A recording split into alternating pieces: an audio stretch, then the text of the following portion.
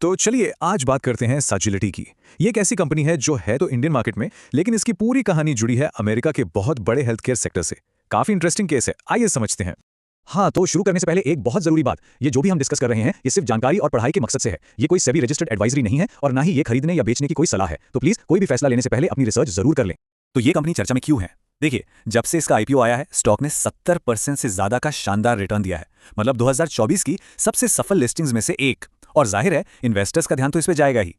तो इस पूरी कहानी को समझने के लिए हम इसे 6 हिस्सों में देखेंगे। पहले समझेंगे कि ये हेल्थ केयर प्रॉक्सी है क्या, फिर इसके बिजनेस मॉडल को डिकोड करेंगे, इसकी फाइनेंशियल पहेली को सुलझाएंगे, ग्रोथ कहां से आएगी वो देखेंगे, इसमें क्या रिस्क हैं, और आखिर में इन सबको जोड़कर एक पूरी तस्वीर बनाएंगे। तो सबसे पहले बात करते हैं कि सैजिलिटी इतनी खास क्यों है। देखिए, ये आपको भारत में बैठे बैठे अमेरिका के $4.7 ट्रिलियन के हेल्थ केयर मार्केट में हिस्सा लेने का मौका देती है। सोचिए, ये मार्केट इतना बड़ा है कि भारत की पूरी जीडीपी से भी ज्यादा है ना। कमाल की बात। अच्छा, तो सवाल यह है कि सैजिलिटी आखिर करती क्या है। देखिए, इसे सिर्फ एक बीपीओ या कॉल सेंटर समझने की गलती मत कीजिएगा। ये इससे कहीं ज्यादा है। ये एक specialised business process management company है जो सिर्फ और सिर्फ अमेरिकी हेल्थ केयर सेक्टर के लिए काम करती है। अब इनका बिजनेस मॉडल ना दो तरह के क्लाइंट्स पे टिका है। पहले है पेयर्स, यानी हेल्थ इंश्योरेंस कंपनियां, जहां से इनका करीब 89% रेवेन्यू आता है। ये उनके लिए क्लेम प्रोसेस करने से लेकर पेमेंट तक का काम देखते हैं। और दूसरे हैं प्रोवाइडर्स, मतलब हॉस्पिटल्स और क्लिनिक्स, जहां से बाकी का 11% रेवेन्यू आता है। इनके लिए ये रेवेन्यू साइकिल मैनेजमेंट जैसे काम करते हैं। अब सवाल उठता है कि इनके क्लाइंट्स इन्हें छोड़कर जाते क्यों नहीं। देखिए, यहीं पर कंपनी की असली मजबूती या मोड़ छिपा है। पहली बात, ये काम बहुत स्पेशलाइज्ड है। 24 साल से ज्यादा का एक्सपीरियंस है इन्हें। दूसरा, ये अपने क्लाइंट्स के सिस्टम में इतने गहरे इंटीग्रेटेड हैं कि उन्हें बदलना बहुत मुश्किल और महंगा पड़ता है। और यही वजह है कि अमेरिका की टॉप 5 हेल्थ इंश्योरेंस कंपनियां इनकी क्लाइंट हैं और एवरेज रिलेशनशिप 17 साल से भी ज्यादा का है। चलिए अब जरा इसके फाइनेंशियल्स पर नजर डालते हैं। और यहीं पर ना कहानी में एक बहुत ही दिलचस्प पहेली सामने आती है।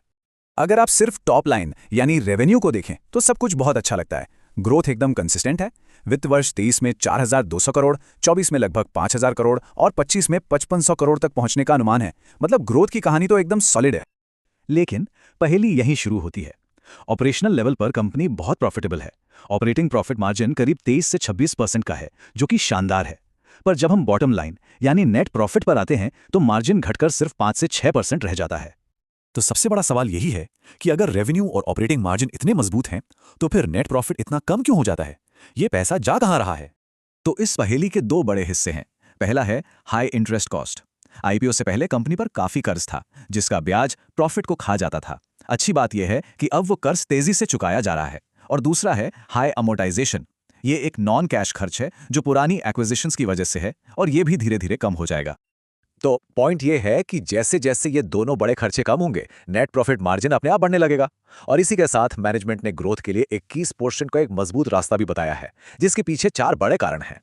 तो ये 4 ग्रोथ पिलर्स क्या हैं?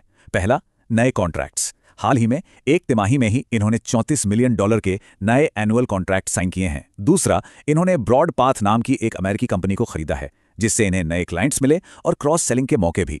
तीसरा और बहुत इंपॉर्टेंट, एआई का इस्तेमाल। ये 25 से ज्यादा एआई यूज केस डिप्लॉय कर चुके हैं, जिससे हर एजेंट की कॉस्ट 25 से 35% तक कम हो रही है। और चौथा, एक्सपेंशन। वित्त वर्ष 25 में 10 नई डिलीवरी साइट्स जुड़ी हैं, ताकि बड़े और कॉम्प्लेक्स कॉन्ट्रैक्ट्स को हैंडल कर सकें।